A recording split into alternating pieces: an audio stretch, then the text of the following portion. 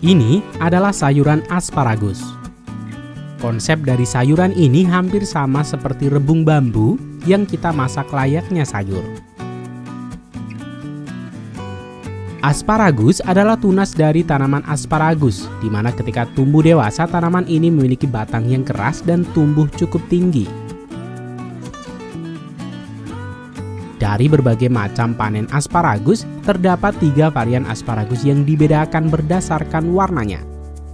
Selain asparagus hijau yang paling umum, varietas lain ada asparagus ungu yang lebih manis dibanding asparagus hijau. Walau begitu, asparagus ungu akan berubah menjadi hijau saat dimasak. Di sebagian besar Eropa, asparagus yang paling berharga adalah asparagus putih, yang sebenarnya dihasilkan dari asparagus hijau yang tumbuh dalam gelap. Perbedaan warna pada sayuran asparagus hanya menunjukkan jumlah cahaya yang diterima asparagus selama proses pertumbuhan. Lalu bagaimana proses pertanian asparagus putih yang digemari di Jerman? Pada video kali ini, Rekayasa Teknologi akan mengajak kalian untuk melihat proses pertanian asparagus putih.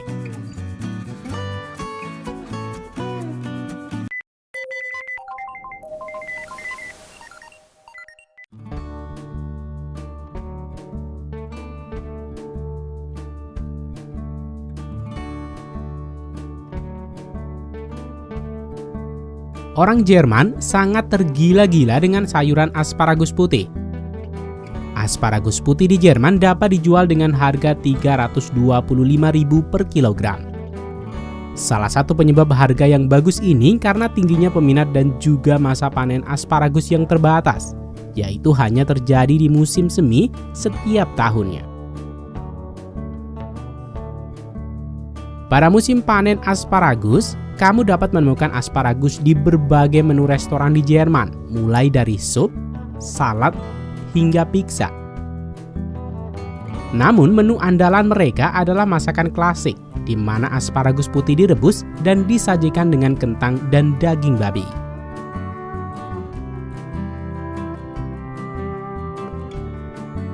Tombak asparagus tumbuh di awal musim semi dari mahkota akar tanaman induk yang akan memberikan tunas asparagus untuk setiap tahun.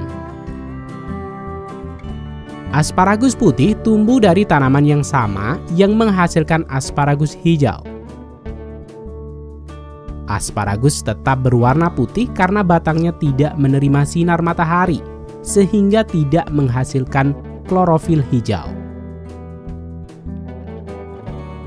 Dilihat dari perawatannya, asparagus putih membutuhkan perawatan yang sama seperti tunas hijau, kecuali kenyataan bahwa petani harus mencegah akses ke sinar matahari selama berminggu-minggu pada masa produksi tunas baru.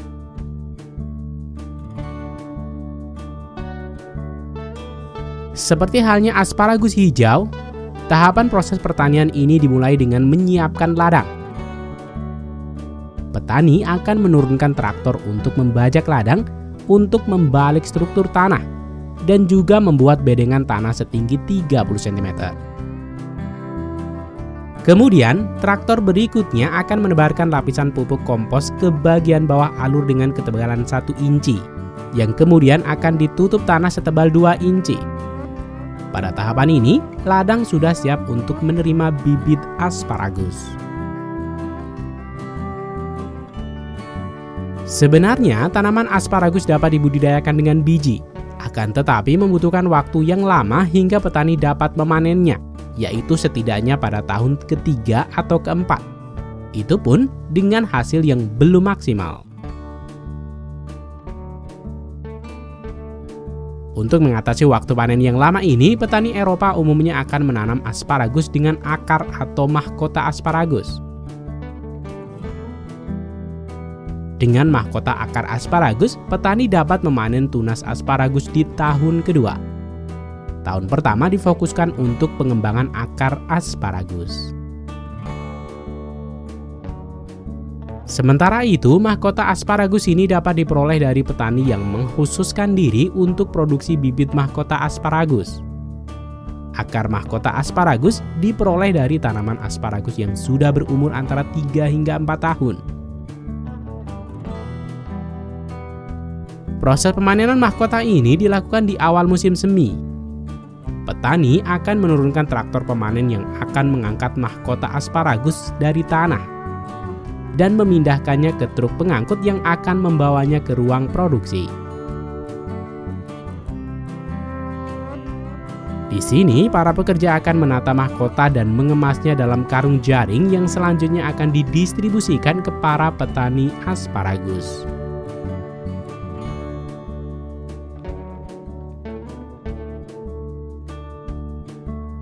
Beralih ke petani tunas asparagus, proses penanaman mahkota ini dapat dilakukan secara manual maupun dengan bantuan traktor untuk mempercepat proses penanaman.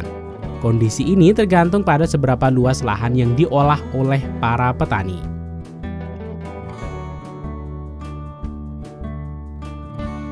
Pada tahun pertama penanaman, petani akan membiarkan tunas asparagus pertamanya untuk tumbuh besar menjadi tanaman asparagus dewasa, untuk membiarkan mahkota dapat berkembang dengan sempurna.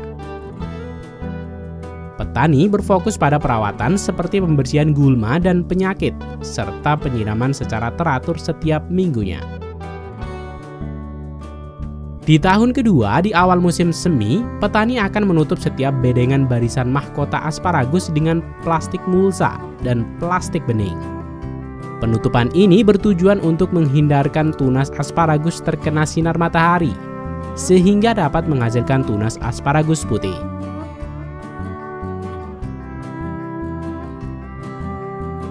Sementara itu, untuk petani skala kecil biasanya akan menggunakan media tanah untuk menutup mahkota, yaitu dengan meninggikan bedengan tanah tempat mahkota berada. Sehingga pada proses pemanenan tunas asparagus putih ini, petani akan terlihat memasukkan tangannya ke dalam tanah dan memotongnya dari pangkal. Setiap mahkota dapat menghasilkan sekitar 2 tombak per tanaman per minggu. Asparagus memiliki waktu panen yang sangat singkat, hanya 8 minggu di musim semi. Proses pemanenan tunas asparagus ini dimulai dari awal musim semi hingga awal musim panas. Dan ketika musim panen berakhir, petani akan membiarkan tunas berikutnya untuk tumbuh dan berkembang menjadi tanaman dewasa. Tanaman ini akan dibiarkan tumbuh hingga musim gugur datang. Sementara itu, hasil panen asparagus putih ini akan dibawa ke ruang produksi di mana para pekerja sudah siap untuk menyambutnya.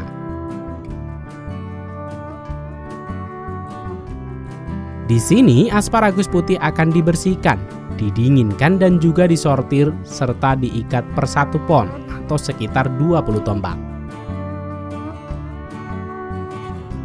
Asparagus putih yang mahal harus memiliki warna putih sempurna dan masih kuncup dengan panjang 22 cm dan lebar 22 hingga 27 mm.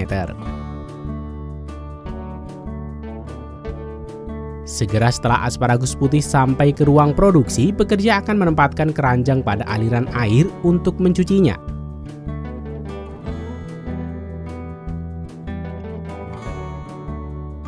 Setelah itu, pekerja akan menata asparagus pada sabuk konveyor berjalan untuk dibawa ke ruang pemotongan. Selanjutnya, asparagus menuju ke tempat pencucian yang akan dilakukan dengan mesin otomatis. Setiap asparagus akan dicapit dan digosok dengan mesin yang kemudian menempatkannya kembali ke konveyor. Kemudian, pekerja akan mengemasnya dalam ikatan maupun pada keranjang yang selanjutnya akan didistribusikan ke pasar swalayan maupun restoran-restoran di Jerman.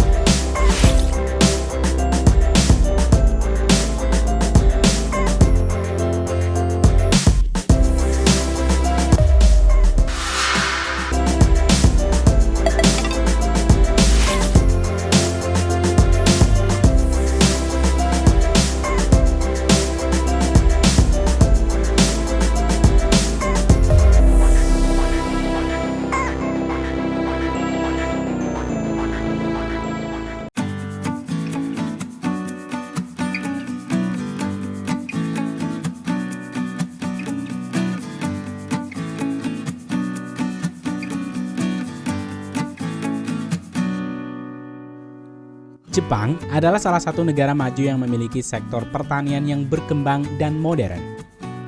Walaupun hanya memiliki 12% luas daratan yang dapat digunakan untuk bercocok tanam, Jepang mampu memproduksi berbagai macam hasil pertanian. Kebanyakan hasil pertanian Jepang berfokus pada kualitas hasil panen dan bukan kuantitas.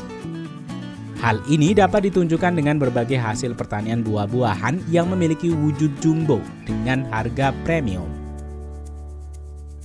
Selain buah, pertanian yang menjadi makanan pokok seperti beras dan kedelai juga menghasilkan kualitas yang baik. Kedelai Jepang adalah salah satu bukti produk kualitas pertanian Jepang. Hal yang menarik dari kedelai Jepang adalah edamame. Edamame adalah istilah yang merujuk terhadap kedelai muda yang masih berwarna hijau yang dipanen pada sekitar 70 hingga 80 hari setelah tanam. Pada tahapan ini, biji masih lunak dan manis. Sementara kedelai tua umumnya dipanen sekitar 100 hingga 150 hari setelah tanam. Edamame biasanya dikonsumsi sebagai cemilan atau hidangan sampingan. Sering disajikan dengan direbus atau dikukus dengan tambahan sedikit garam. Pada video kali ini, Rekayasa Teknologi akan mengajak kalian untuk melihat proses pertanian edamame, kedelai terbaik Jepang.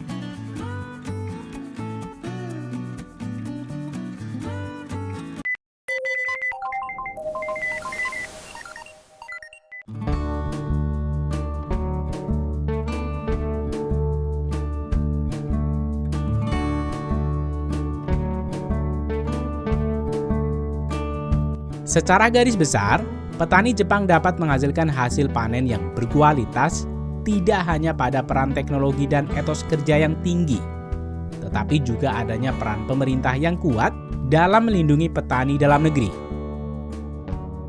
Hal ini sangat terlihat dalam pengendalian harga produk pertanian di pasaran, sehingga produk lokal tidak harus bersaing dengan produk impor yang lebih murah. Pemerintah juga mengatur jenis tanaman yang ditanam sesuai dengan permintaan pasar. Selain itu, pemerintah juga membeli hasil panen dari petani dengan harga wajar dan stabil. Subsidi pertanian juga sangat stabil seperti bantuan bibit, alat pertanian, pelatihan, dan pupuk. Meskipun luas lahan pertanian di Jepang secara keseluruhan terbatas, namun setiap petani memiliki lahan yang cukup luas untuk menghasilkan produk berkualitas.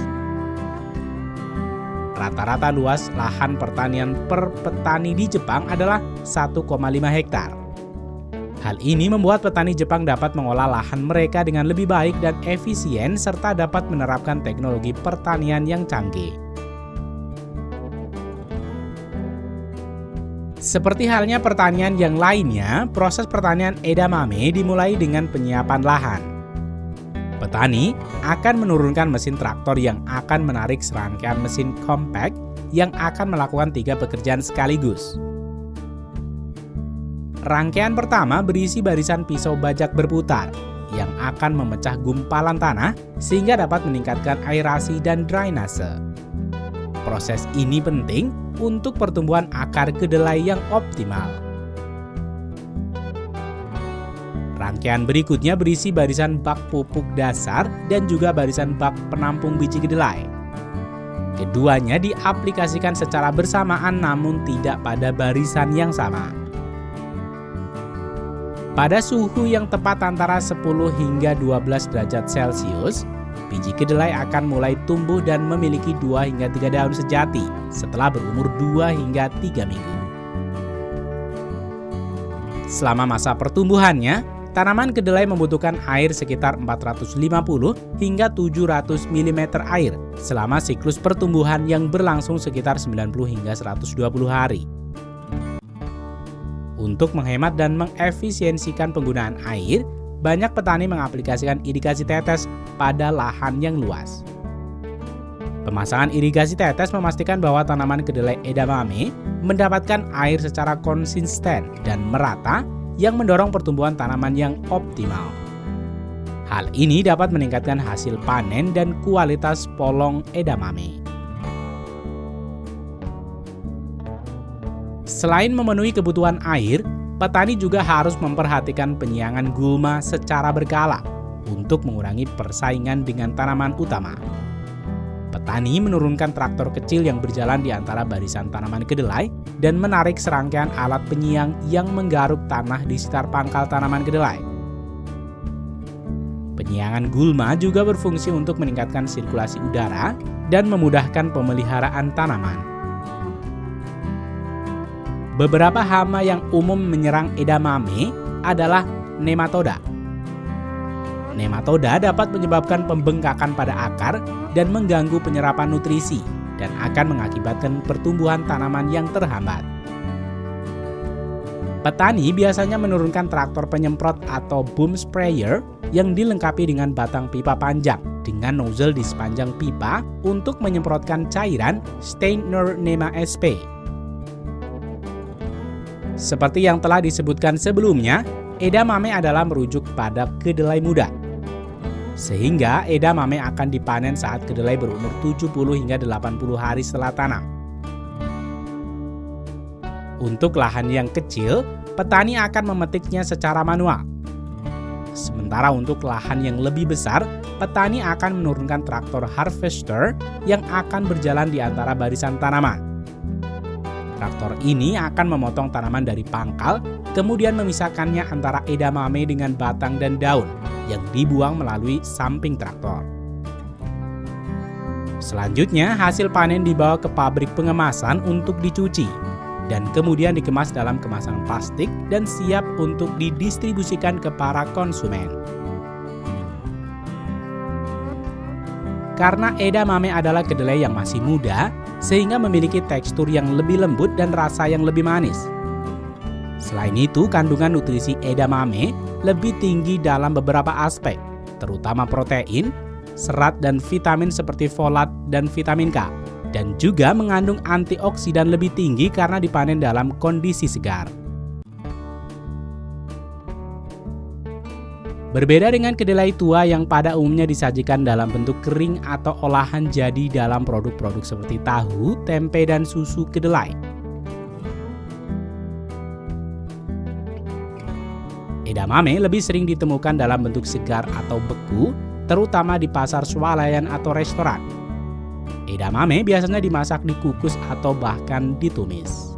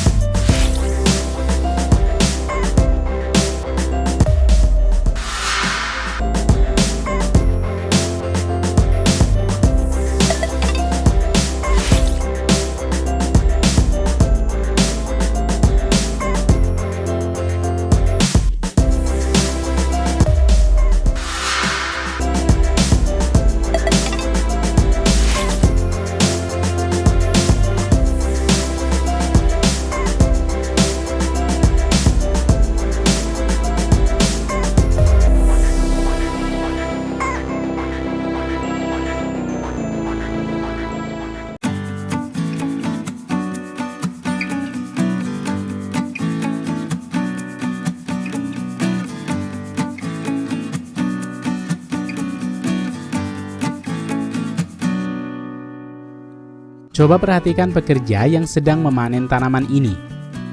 Sekilas, mungkin kalian akan mengira mereka sedang memanen jamur Enokitake atau jamur jarum dari Jepang. Tapi, mari kita lihat lebih dekat apa yang sedang mereka panen. Ternyata mereka sedang memanen tauge besar dari Jepang yang dikenal dengan nama Daizuno Moyashi. Selain dari ukurannya yang jumbo, Tauge ini juga memiliki keunikan lain, di mana mereka disemai di tanah dan dilakukan di musim dingin. Lalu, bagaimana mereka bisa menumbuhkan kedelai ini hingga menjadi tauge besar seperti yang kita lihat? Pada video kali ini, Rekayasa Teknologi akan mengajak kalian untuk melihat proses pertanian tauge besar dari Jepang.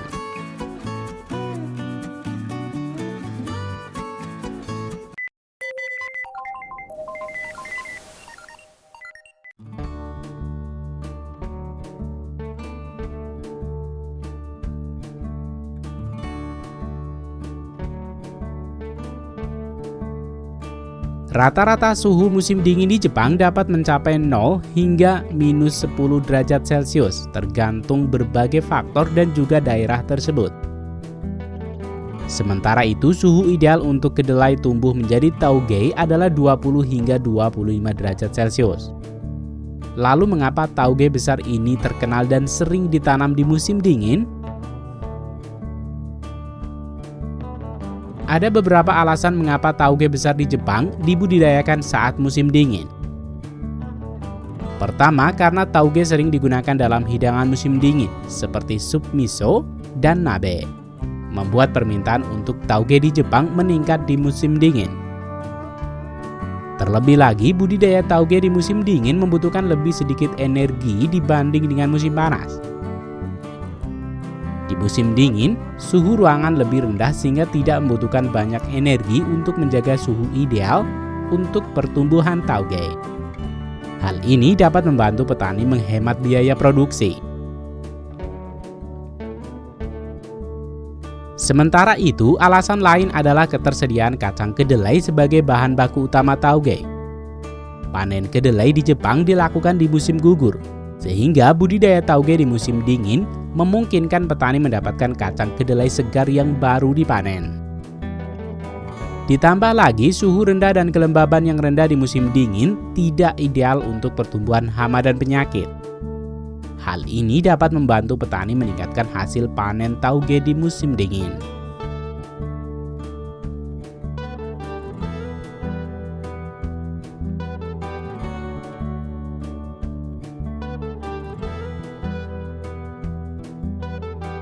Proses budidaya tauge dimulai dengan pencucian kedelai. Kemudian kedelai direndam dalam air selama 8 hingga 12 jam. Air rendaman diganti setiap 4 hingga 6 jam untuk menjaga kesegaran dan mencegah pertumbuhan bakteri. Sembari menunggu kedelai direndam, petani akan membuat galian persegi panjang sebagai tempat semaian kedelai. Galian ini dibuat dengan kedalaman sesuai dengan tinggi tauge yang diinginkan.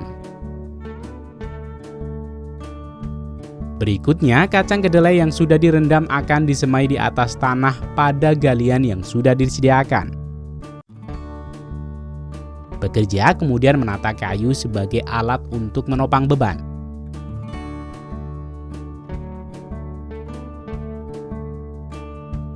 Selanjutnya, pekerja meletakkan jaring sepanjang galian dan menutup kembali dengan tatami dan diakhiri dengan tumpukan jerami yang diratakan di atasnya. Tumpukan tatami, jerami, dan galian akan menjaga kedelai berada pada suhu ideal penyemaian antara 20 hingga 25 derajat Celcius. Metode ini dapat menghemat energi dan biaya dibanding menyemai kedelai di musim panas. Tauge akan mulai tumbuh dalam 2 hingga 3 hari setelah penyemaian. Selama proses penyemaian, pekerja hanya perlu memantau lapisan penghangat dan tidak dibutuhkan penyiraman tambahan. Karena kelembaban di dalam galian terjaga karena faktor musim dingin dan kandungan air di dalam tanah. Setelah 7 hingga 10 hari setelah penyemaian, tauge siap untuk dipanen. Proses pemanenan dimulai dengan membuka lapisan-lapisan penghangat, mulai dari jerami, tatami, jaring, dan kayu penyangga.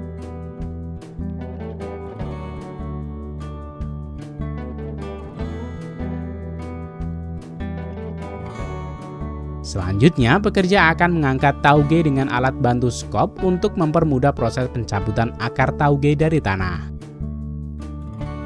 Tauge kemudian diikat per bendel dengan jerami.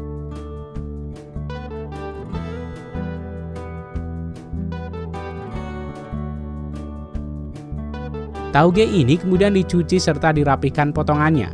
Baru kemudian tauge siap untuk dijual. Sementara untuk produk yang dijual di toko swalayan akan dikemas dalam kemasan plastik.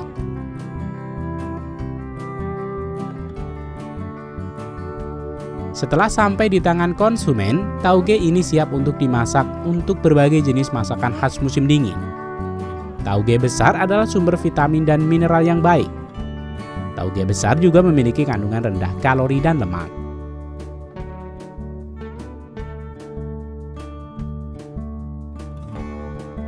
Kini, Anda tahu bahwa kenapa tauge besar di Jepang ditanam di musim dingin. Ternyata menanam tauge di musim dingin dapat membantu petani menghemat uang dan menyediakan makanan segar di musim dingin.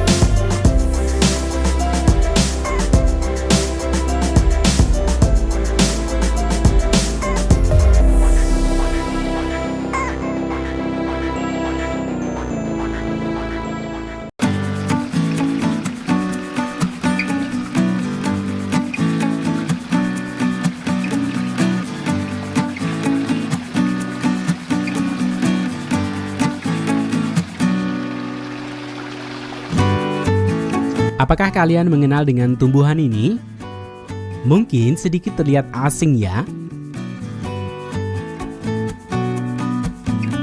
Tapi bagaimana jika tanaman ini telah dibersihkan seperti ini?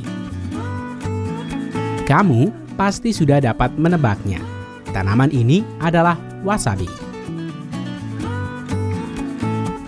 Wasabi di Jepang seperti penyedap rasa yang digunakan hampir di setiap makanan seperti sashimi, sushi, dan soba.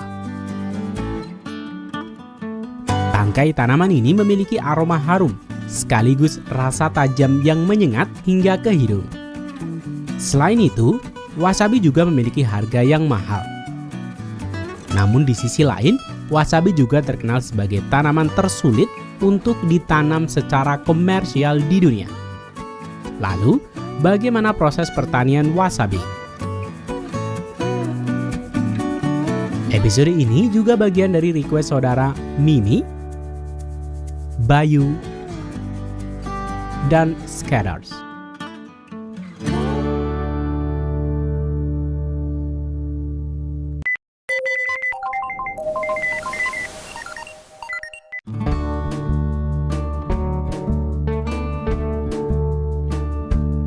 Wasabi merupakan tanaman asli Jepang yang termasuk dalam tanaman herbal dari suku kubis-kubisan.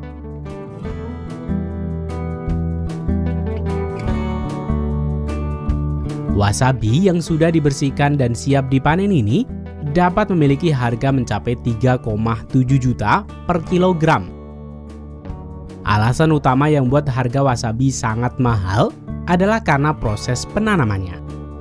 Wasabi dikenal sebagai tanaman tersulit untuk ditanam secara komersial.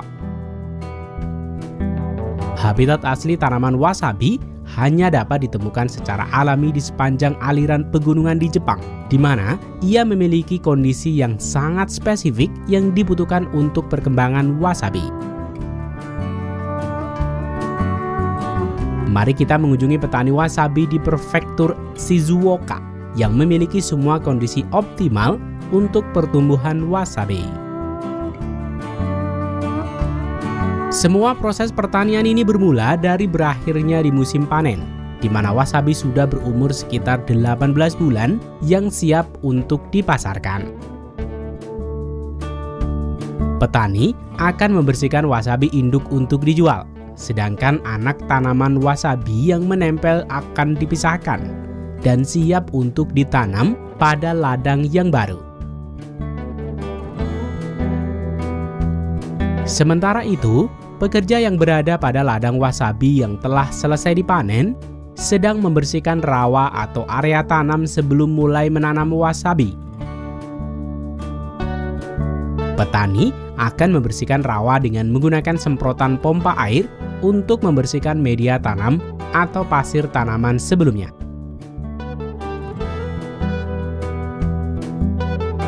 Setelah selesai dengan membersihkan lahan, petani akan membuat media tanam yang baru dengan mencampurkan partikel pasir yang memiliki ukuran berbeda-beda. Campuran partikel pasir ini selain berguna untuk tempat wasabi menancapkan akar, juga berfungsi sebagai filter air yang mengalir ke ladang.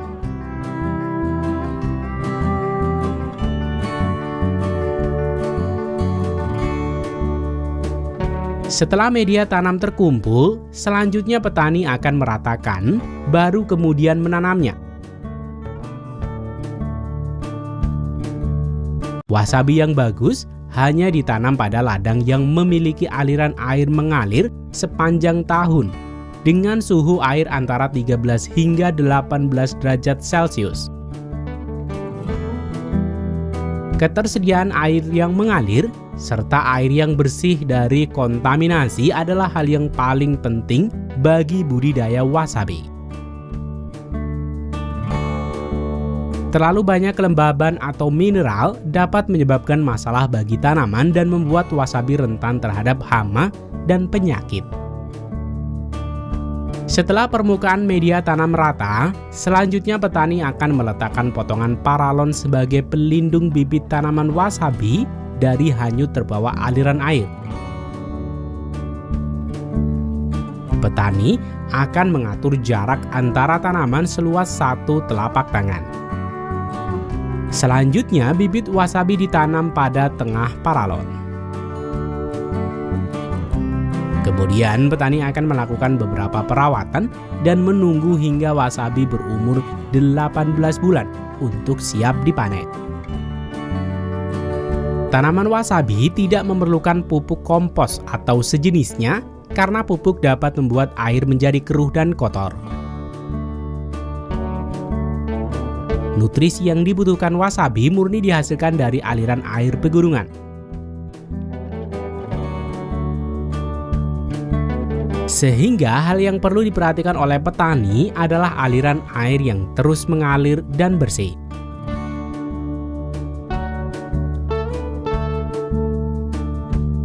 Petani akan secara teratur mengecek aliran air dan kejernihan dari air yang masuk dan melalui ladang wasabi mereka. Selain memperhatikan aliran air yang masuk ke ladang, petani juga harus mengatur intensitas cahaya matahari yang mengenai tanaman wasabi.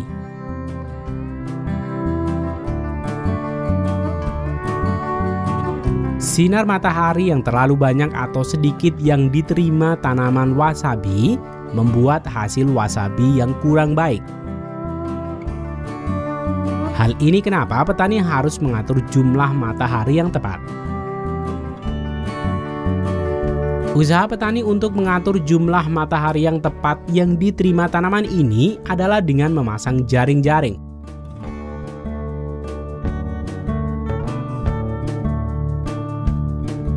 Petani akan memasang kerangka sehingga mudah untuk menutup dan membuka area ladang sesuai dengan jadwal yang sudah ditentukan.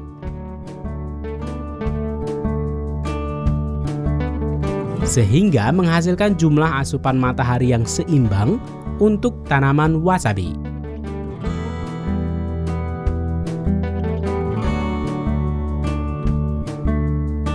Sementara itu, petani lain akan berfokus mencabuti rumput liar dan memungut daun-daun wasabi yang gugur.